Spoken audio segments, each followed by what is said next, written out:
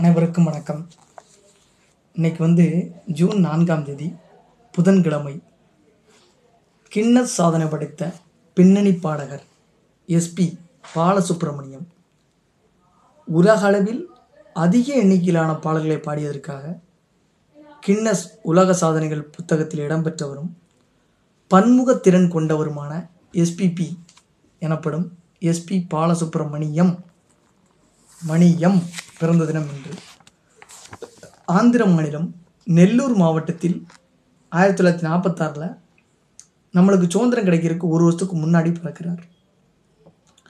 அப்பா ஒரு இசைக்கலைஞர். ஹரிகதா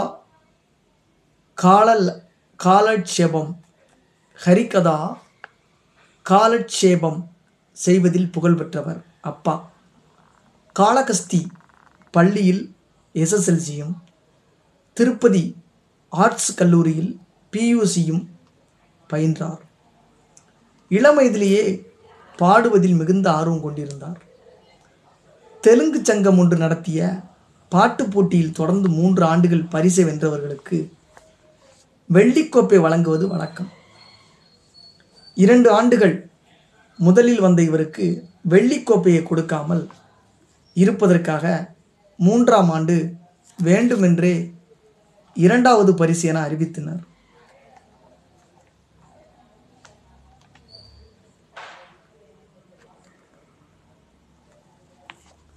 அந்த போட்டிக்கு தலைமை தாங்கிய பிரபல பின்னணி பாடகி எஸ் ஜானகி.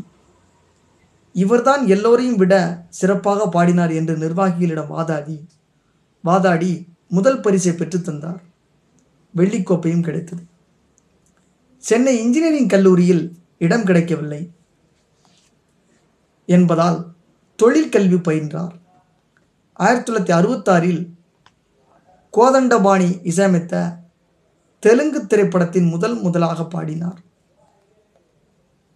தொடர்ந்து பல பாடல்கள் பாடினார். தமிழில் முதலாக சாந்தி நிலையம் திரைப்படத்தில் பாடினார். ஆனால் அது வெளியாகும் முன்பே எம்ஜிஆர் நடித்த அடிமைப்பெண் படத்தில் இவர் பாடிய 1000 நிலவே வா பாடல் வெளிவந்தது. அதைத் தொடர்ந்து ஏராளமான வாய்ப்புகள் குவிய ஆரம்பித்தன. MS விஸ்வநாதன், இளையராஜா, AR ரகுமான், யுவன் சங்கர், ஹாரிஸ் ஜெயராஜ் உள்ளிட்ட அனைத்து இசையமைப்பாளர்கள் இசையிலும் பாடியிருக்கிறார். இப்போ குறிப்பிட்ட அனைத்து இசையமைப்பாளர்கள் அப்படின்னு அர்த்தம். முறையாக கர்நாடக இசையை பயிலாத இவர் சங்கராபரணம்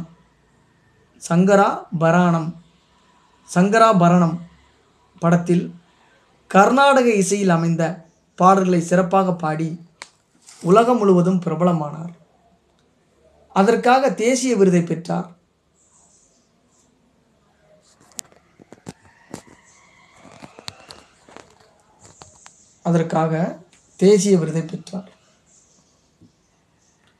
தெலுங்கை தாய்மொழியாக கொண்ட இவர் எந்த மொழியில் பாடினாலும் அந்த மொழிக்கேற்ற இயல்பான உச்சரிப்புடன் பாடுவது இவரது சிறப்பம்சம். 40,000 பாடல்களுக்கு மேல் பாடி கின்னஸ் உலக சாதனை புத்தகத்தில் இடம்பெற்றிருக்கிறார். 6 முறை சிறந்த பின்னணி பாடகருக்கான தேசிய விருதை பெற்றிருக்கிறார். தமிழக மற்றும் கர்நாடக அரசுகளின் பல விருதுகளையும் ஆந்திர அரசின் நந்தி விருதினை 25 முறையும் வென்றிருக்கிறார். தமிழக அரசின் கலைமாமணி விருதை பெற்றிருக்கிறார். 1981ஆம் ஆண்டு பெங்களூரில் உள்ள ரெக்கார்டிங் தியேட்டரில் காலை 9 மணி முதல் இரவு 9 மணி வரை ஒரே நாளில் 21 பாடல்களை கன்னட இசையமைப்பாளர் உபேந்திர குமாருக்காக பாடி சாதனை புரிந்திருக்கிறார். தமிழில் ஒரே நாளில் 19 பாடல்களையும் இந்தியில் 6 மணி நேரத்தில் 16 பாடல்களையும் பாடி சாதனை செய்திருக்கிறார். கமல், ரஜினி, பாக்கியராஜ் உள்ளிட்ட பலருக்கு பல்வேறு மொழிப்படங்களில் பின்னணி குரல் கொடுத்திருக்கிறார்.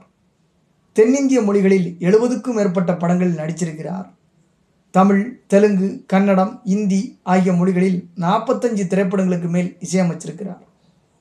இவர் இசையமைப்பாளராகவும் இருந்திருக்கிறார். 60களில் தொடங்கிய இவரது இசைப்பயணம் 4 தலைமுறை நடிகர்களுக்கு பின்னணி பாடிய ஒரே பாடகர் என்ற பெருமையுடன் அவரை அரை நூற்றாண்டாக கடந்தும் இன்றும் நினைவில் கூற வைக்கிறது. இப்படிப்பட்ட ஒரு மாபெரும் ஆளுமை இந்த கொரோனா அப்படின்ற ஒரு வைரஸ் நோய் வந்து வேக்சின் ஊசி போட்டாங்க அந்த கொரோனா வைரஸுக்கு. அந்த ஊசி போட்டதுனால இறந்ததாகவும் சொல்கிறாங்க. பொதுத்தளம் ஆதலால் அரசு என்ன முடிவு சொல்கிறதோ அதன் அடிப்படையில் தான் பேச வேண்டும் என்ற காரணத்தினால் இதை பற்றி நீங்கள் ஆராய்ச்சி செய்து கொள்ளுங்கள். கொரோனா ஊசி போட்டாதனால இறந்தாரா இவரும் விவேக்கும் அப்படின்றது எனக்கு தெரியல. 25/9/1920 இறந்து போகிறார். முக்கியமான ஒரு ஆளுமை. 1946 பிறந்து 1920 இறக்கிறார். நன்றி, வணக்கம்.